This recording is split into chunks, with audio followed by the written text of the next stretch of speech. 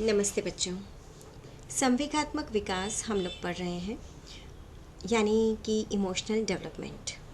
इसके 9 भाग हम पढ़ चुके हैं और संवेगों के बारे में हम काफ़ी कुछ पढ़ चुके हैं। पिछले कुछ भागों में हमने बराबर संवेगों के बारे में पढ़ा है। क्रोध, शोक, स्नेह, ईर्ष्या इत्यादि संवेगों के बारे में हम लोग पढ़ चुके हैं। आज हम पढ़ेंगे संवेगों पर नियंत्रण के बारे में। बच्चों, संवेगों पर नियंत्रण करना बहुत ज़रूरी है, वो भी स्पेशली बालकों के संवेगों पर नियंत्रण करना आवश्यक है, क्योंकि अधिकांश नकारात्मक संवेग जैसे कि ईर्ष्या, दुख, क्रोध, चिंता, परेशानी, ये सभी बालकों को नुकसान पहुंचाते हैं। इससे उनका शारीरिक, मानसिक, बौद्धिक और सामाजिक विकास बाधित होता है और इन्हीं चीज़ों में, इन्हीं संवेगों को बच्चा अगर निरंतर कैरी करता है ना, तो उसके स्वास्थ्य का स्तर भी निम्न हो जाता है। उनमें कुंठा भर जाती है, दबू प्रवृत्ति के हो जाते हैं। तो बच्चों, इसीलिए बहुत आवश्यक है कि संवेगों पर नियंत्रण किया जाए। संवेगों पर नियंत्रण के कई तरीके हैं। सबसे पहला है प्रतिगमन। जब व्यक्ति अपने संवेगात्मक तनावों को दूर करने के लिए कम परिपक्व प्रत्युत्तरों का सहारा लेता है, तो यह मनोरचना प्रतिगमन कहलाती है। इसमें बच्चा क्या करता है कि अपने से कम आयु के बच्चों जैसा व्यवहार करता है और अपने संवेगात्मक तनाव को दूर करता है। जैसे कि कोई बच्चा अगर भय और ईर्ष्या से पीड़ित है तो वो बिस्तर भी गीला कर सकता है। क्रोधित बालक क्या करता है? तोड़ फोड़ देता है। तो ये जो है कि अपने तनावों को दूर करने के लिए कम परिपक्व प्रत्युत्तरों का सहारा लेना, उसे हम कहते हैं प्रतिगमन करना। दूसरा तरीका है संवेगों पर नियंत्रण का उद्यमिता। ये बहुत ही लाभदायक विधि है बच्चों। इसमें क्या होता है कि बालकों को सदैव व्यस्त रखा जा सकता है ताकि उन्हें फिजूलबात सोचने का अवसर मिले ही नहीं। बालकों को क्रियाशील रहने से उनमें नकारात्मक भाव, विचार उत्पन्न नहीं होते, जैसे कि उनको पढ़ना, लिखना, सिलाई या नृत्य करना, गाना गाना, पेंटिंग करवाना, यानी कि ऐसा कोई भी काम जिसमें कि बच्चे की रुचि है, उसमें बच्चे को बिजी रखना।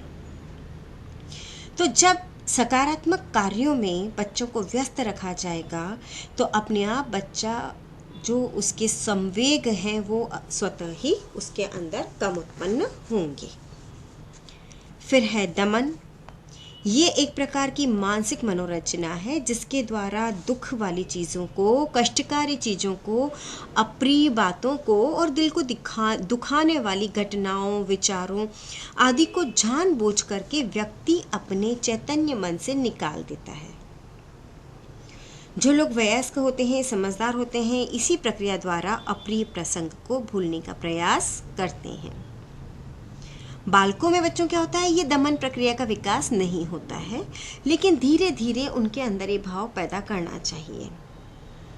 जैसे कि एक सुंदर खिलौने के लिए 2 बच्चे आपस में लड़ रहे हैं और दोनों भाई बहन हैं, तो दूसरा कहे तो ये कहकर समझा सकते हैं कि ये खिलौना सुंदर नहीं है, तुम इसे अपनी बहन को दे दो, मैं तुम्हारे लिए बाजार से दूसरा लाऊंगा।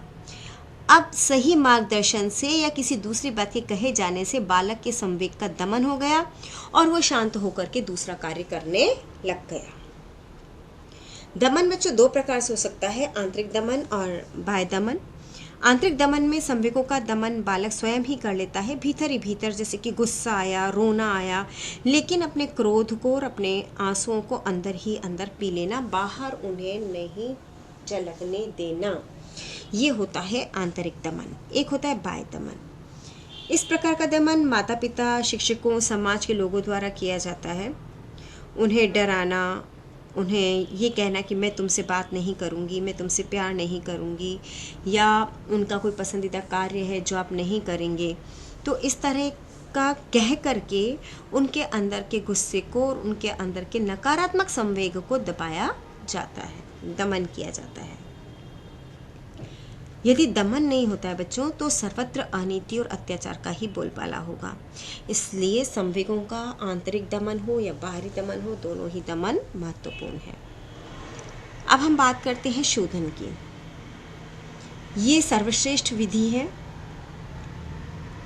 इसमें दो प्रकार से शोधन किया जा सकता है, सकारात्मक सोच द्वारा और मार्गांतीकरण के द्वारा, यानी कि सकारात्मक मोड़ द्वारा। इस विधि में व्यक्ति अपने विचारों को ही बदल देता है। जैसे क्रोध आने पर नकारात्मक के स्थान पर सकारात्मकता से सोचना, ईर्ष्या की स्थिति में उसके कारणों को जानने का प्रयास करना, ये सोचना कि हम दूसरों को हानि क्यों पहुंचाएं, इसके बजाय तो हम कठिन परिश्रम करें और मेहनत करें, मेहनत की तरफ अपने आप को डाइवर्ट करना, ये है सकारात्मक सोच उत्पन्न करना। एक होता है मार्गांतीकरण करना, यानी कि सकारात्मक मार्गांतीकरण, सकारात्मक मोड़ दे देना सोच को। इसमें बालक को इस प्रकार से प्रशिक्षित किया जाता है बच्चों कि वो अपने संवेगों का प्रकाशन इस ढंग से करें कि लोग उसे पसंद करें, है ना, उसको चाहने लग जाएं। जैसे कि भय संवेग है, ठीक है, तो भय के कारण, भय को हम किस तरह से उपयोग में ले सकते हैं कि बालक गलत कार्यों को नहीं करे। गलत कार्यों को करने से अगर वो डरने लग जाए, बुरे काम को करने से डरने लग जाए, तो ये डर संवेग भी सकारात्मक मोड़ ले लिया डर संवेग ने, और उसे गलत काम करने से बचा लिया। विस्थापन, इसमें संवेगों पर नियंत्रण विस्थापन विधि द्वारा किया जाता है। मनोवैज्ञानिक पेज ने 1960 में ये एक मनोरचना है जिसके अनुसार किसी व्यक्ति, वस्तु या विचार से संबंधित संवेग किसी अन्य व्यक्ति, वस्तु या विचार में स्थानांतरित हो जाता है। जैसे क्या होता है, किसी को, माता पिता को किसी बात पर गुस्सा आया, बड़े भाई बहनों को डांट पड़ी, बड़े भाई बहनों ने वो गुस्सा अपने छोटे भाई बहनों पर निकाल दिया, तो इसी प्रकार से गुस्सा आगे से आगे विस्थापित होता चला जाता है। फिर है संवेगात्मक रेचन, जब दमित संवेगों की अभिव्यक्ति रचनात्मक, सृजनात्मक, मनोरंजनात्मक और सांस्कृतिक क्रियाओं द्वारा की जाए तो उसे हम संवेगात्मक रेचन कहते हैं। और इससे क्या होता है बच्चों, जो नकारात्मक संवेग होते हैं, जो दमित संवेग होते हैं, वो अपने आप ही व्यक्ति उनसे मुक्त हो जाता है। यानी कि कोई अच्छी क्रियाएं करना, रचनात्मक क्रियाएं करना, किसी काम में व्यस्त हो जाना, कुछ नया बनाना, सृजनात्मक कार्य में व्यस्त होना, डांस कर लेना, किसी भी सांस्कृतिक कार्य में जुट जाना, इन सभी से क्या होता है कि दमित संवेगों को मुक्त किया जा सकता है। अब दमित संवेगों को मुक्त करने के लिए भी बहुत तरीके हैं, जैसे शारीरिक रेचन भी है, मानसिक रेचन भी है।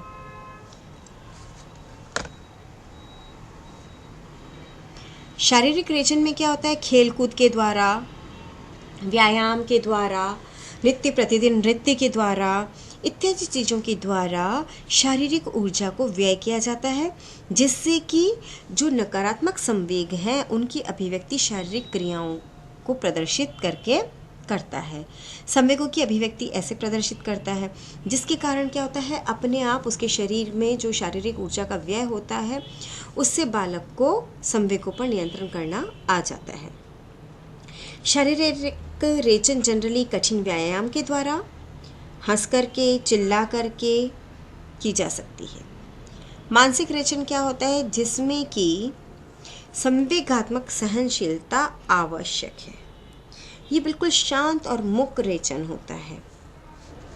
इसमें बालक संवेगों द्वारा उत्पन्न शक्ति का व्यय उन परिस्थितियों एवं व्यक्तियों के प्रति अपनी अभिवृत्ति को बदल कर करता है जिसके कारण संवेग उत्पन्न हुए हैं। यानी कि वो व्यक्ति या वो परिस्थिति जिनके कारण कि ये संवेग बच्चे में उत्पन्न हुए हैं, बच्चा उन परिस्थितियों को के प्रति अपनी अभिवृत्तियों को बदल देता है। संवेगात्मक रेचन के बाद संवेगात्मक रेचन में हमने शारीरिक रेचन और मानसिक रेचन पढ़ा। उसके बाद है स्वतंत्र अभिव्यक्ति। सांवेगिक नियंत्रण की इस विधि का श्रेय प्रसिद्ध शिक्षा शास्त्री रूसो और मॉन्टेस्क्यू को जाता है। इन्होंने ही सर्वप्रथम इस विधि का प्रतिपादन किया था। और बच्चों, इनका क्या मानना था?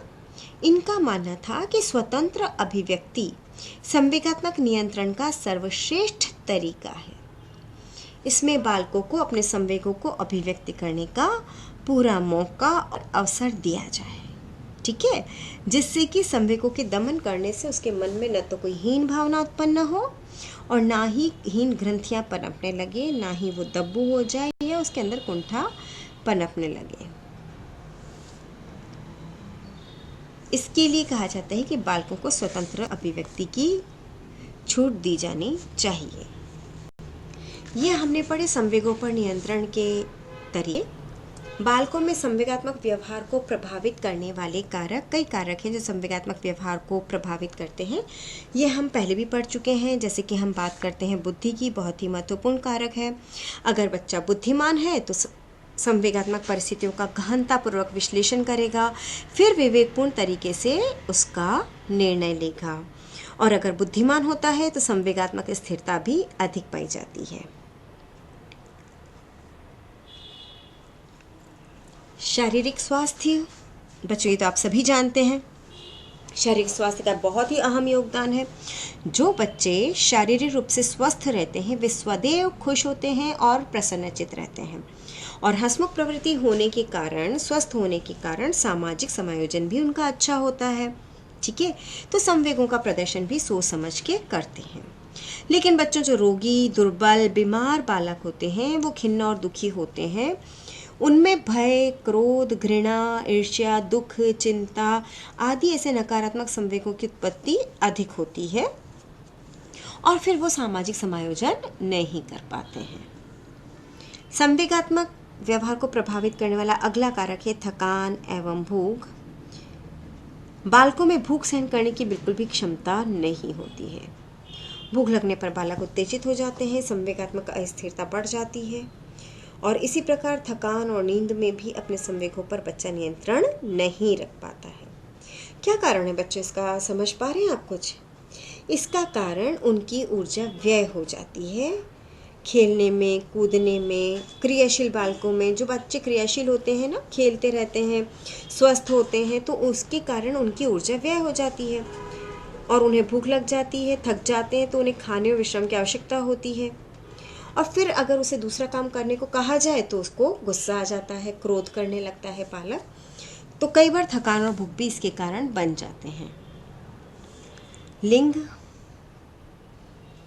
हर अवस्था में बच्चों, लड़कियों में भय, परेशानी, चिंता, ईर्ष्या, इन संवेगों की अधिकता रहती है। बजाय लड़कों में ये संवेग कम होते हैं और लड़कियों में ये अधिक पाए जाते हैं। पारिवारिक वातावरण,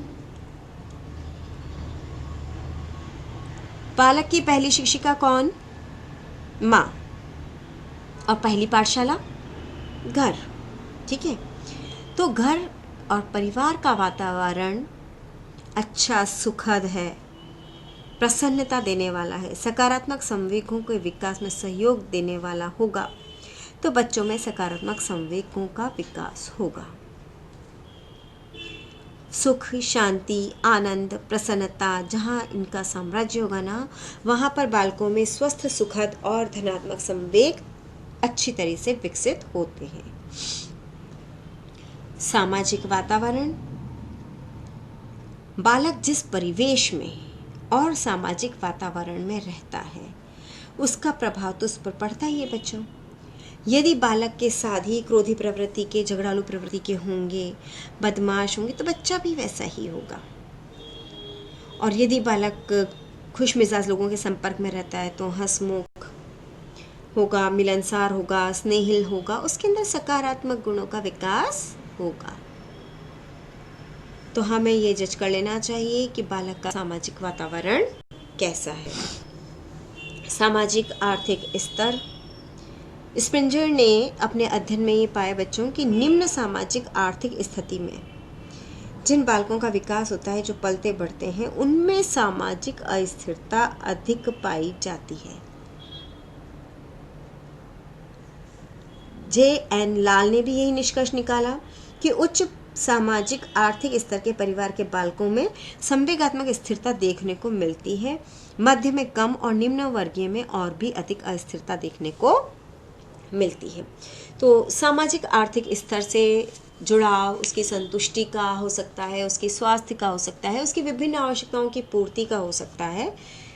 तो ये भी संवेगात्मक विकास को प्रभावित करता है। जन्मक्रम बहुत इम्पोर्टेंट चीज़ है। माता पिता पहले जन्म में बच्चों को, सभी जो परिवार में होते हैं, बहुत अधिक लाड़, प्यार, स्नेह, संरक्षण सब देते हैं। लेकिन दूसरा होता है तो कई बार क्या होता है, दो तरह के होते हैं बच्चों। बात बड़े पर हमेशा ज़्यादा प्यार और विश्वास रहता है, छोटे पर कम होता है। और कई बार ऐसा भी होता है जब घर में छोटा बच्चा दूसरा बच्चा आ जाता है तो सभी का ध्यान उसकी तरफ आकृष्ट हो जाता है और सब बड़े को भूल जाते हैं। ऐसे में वो क्रोधी, झगड़ालू और ईर्ष्यालु प्रकृति का हो सकता है। बालक अभिभावक संबंध, जैसे कि हम पहले भी एक बार पढ़ चुके हैं बच्चों कि कठोर माता पिता, पक्षपाती माता पिता, तिरस्कार करने वाले माता पिता, अति सतर्क माता पिता, किसी भी चीज़ में बच्चों अति अच्छी नहीं होती है। अगर कोई पेरेंट्स अपने बच्चे का सभी सही गलत बातों में पक्ष लेते हैं तो बालक बिगड़ जाता है और संवेगात्मक कंट्रोल भी उसका नहीं रहता है। कोई पेरेंट्स अगर निरंतर अपने बच्चे को तिरस्कृत करते रहते हैं, धुतकारते रहते हैं, तो बच्चा भी दब्बू बन जाता है। अगर माता पिता कठोर होते हैं तो बच्चे में सही आदतें आती हैं, लेकिन बच्चों अत्यधिक कठोरता जो होती है, कठोर नियंत्रण जो होता है, वो बालक को दब्बू और अंतर्मुखी स्वभाव का बना देता है। अब हम बात करते हैं व्यक्तित्व की। हर एक बच्चे का अपना कुछ न कुछ व्यक्तित्व होता है। कुछ बालक बहिर्मुखी स्वभाव के होते हैं तो कुछ बालक अंतर्मुखी स्वभाव के होते हैं। बहिर्मुखी बालकों में संवेगात्मक स्थिरता अधोमुखी बालकों की अपेक्षा अधिक दिखने को मिलती है। अब आता है हमारा नेक्स्ट पॉइंट, आत्मविश्वास। आत्मविश्वासी बालकों में संवेगात्मक स्थिरता अधिक होती है। वे संवेगों के गुलाम नहीं होते हैं, बल्कि संवेग उनके गुलाम होते हैं। वे संवेगों का प्रदर्शन सोच समझकर और विवेकपूर्ण तरीके से लेते हैं। निर्णय लेने में विवेक का इस्तेमाल करते हैं और निर्णय वैसे ही लेते हैं जैसे कि समाज द्वारा मान्य हो। ठीक है। और जिन बच्चों का आत्मविश्वास कमज़ोर होता है वे संवेगों का प्रदर्शन उग्र रूप से करते हैं। उनके संवेगों की जो आवृत्ति होती है वो भी अधिक मात्रा में पाई जाती है। परिवार का आकार, जो बच्चे संयुक्त परिवार में पलते बढ़ते हैं वहाँ बढ़ते हैं, उनका संवेगात्मक विकास जल्दी होता है, क्योंकि विभिन्न सदस्यों द्वारा वो संपर्क में आते हैं और विभिन्न प्रकार के संवेगों की अभिव्यक्ति उनके अंदर होती रहती है। इसे देखकर बच्चा जल्दी सीख जाता है। इसके ठीक विपरीत जो एकांकी परिवार के बालक होते हैं उनको अनुकरण का अवसर बहुत कम मिलता है, क्योंकि एकांकी परिवार में होते हैं, अतः उनमें संवेगात्मक विकास धीमी गति से होता है। बच्चों, ये हमने बात की थी बालक के संवेगात्मक व्यवहार को प्रभावित करने वाले कारकों के बारे में। संवेगात्मक प्रभुत्व के बारे और संवेगात्मक संतुलन प्राप्त करने के बारे में हम अगले लेक्चर में पढ़ेंगे। धन्यवाद।